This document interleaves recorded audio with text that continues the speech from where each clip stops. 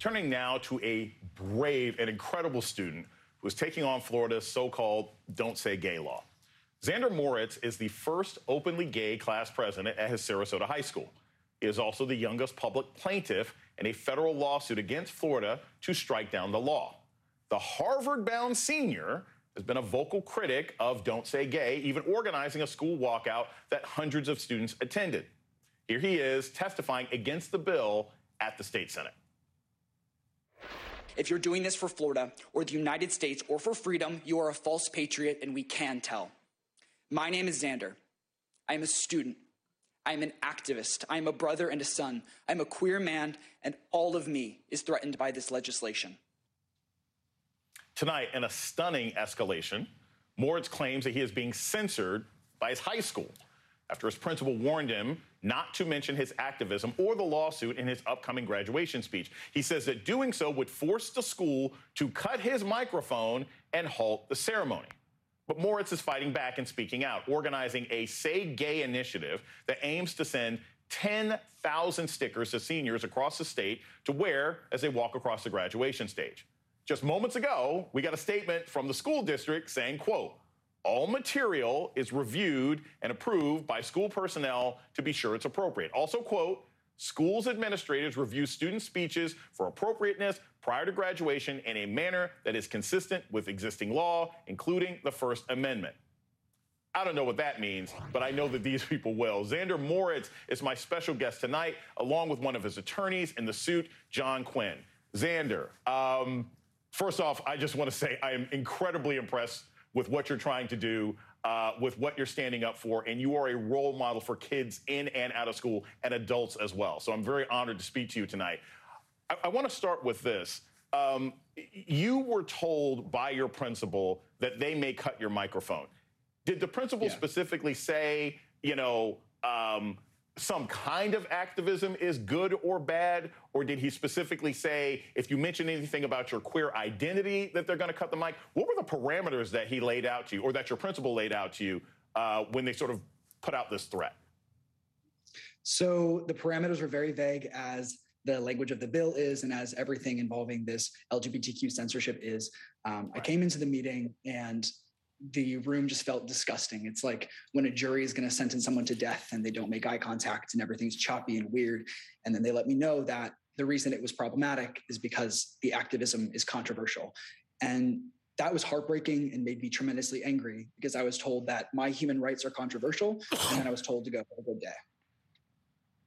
So, John, I want to ask you this, because this is sort of the legal question. The Don't Say Gay law specifies that teachers in public schools cannot talk about sexual identity, queer identity, or anything else like that when it comes to instruction in the classroom.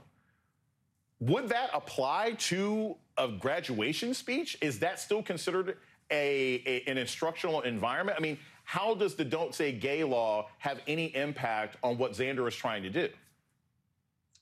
Well, Jason, the question you've asked highlights and underscores the vagueness of this law, which is one of its quintessential problems. It prohibits classroom instruction, an undefined term, by teachers or third parties, school personnel or third parties. One of the questions we've raised is, does that mean students? What happens when students speak in school about their own identities, their own families? This is highlighting exactly the kind of vagueness that invites discrimination and censorship. And what's so critical here, this law isn't even in effect yet.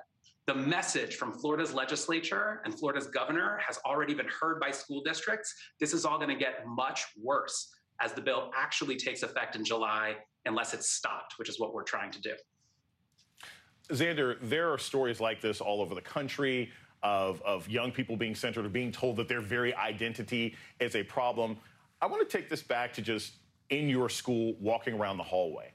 What are other high school students saying to you? I mean, when you walk down the hallway, are people like, hey, Xander, this is really cool, I'm with you? Are the other students afraid of you? Are they being told by their parents, don't be around Xander Moritz? What's it like going to school every day, being an activist in an environment where the entire state is trying to cancel your existence? So this just blew up, but I've been working on the activism and organizing that I've done around my rights and human rights for several years. And when it really first started, it was pretty polarizing in school, but I would say that my community has been excellent and the majority of my peers have always had my back. I have a team there. If I have to run out for a call or do a meeting, I always have someone who will take notes, and everyone has been amazing. It's really the community outside of school that's a problem. I've had people come into my parents' offices screaming about me, looking for me, and it's really outside of school where that community is a problem. But my peers, the people that are in my generation with me, have had my back, and I'm just so grateful for it because I don't know if I could do it without them. John, so you're suing in order for Xander to give this speech and not be censored one way or another. But this is also going to be happening around the country. If there are parents out there watching right now, what would you want to tell them that they should be doing for their young people? Because this kind of censorship, it does happen all the time. Whether a student wants to talk about their sexual identity, whether a student wants to talk about their Black Lives Matter activism, whether a student wants to talk about their environmental activism, what would you advise a parent do if their son or daughter comes home and says, hey, the principal told me I can't talk about X? What should be the next step? Well, first, Jason, I'd clarify our lawsuit seeks to block implementation of this law throughout Florida. So not just for Xander, within the whole state of Florida, we're seeking to block this unconstitutional law. As for what I'd suggest for parents elsewhere, of course, I'd advise everyone to create a loving and supportive environment for their children, to create supportive families, and to engage with their communities and try to ensure that their communities and their schools abide by the requirements of the Constitution and uphold the rights and the equal dignity of all of our citizens. Xander Moritz and John Quinn, thank you. You are American heroes. Thank you so much for joining us tonight. Thank you.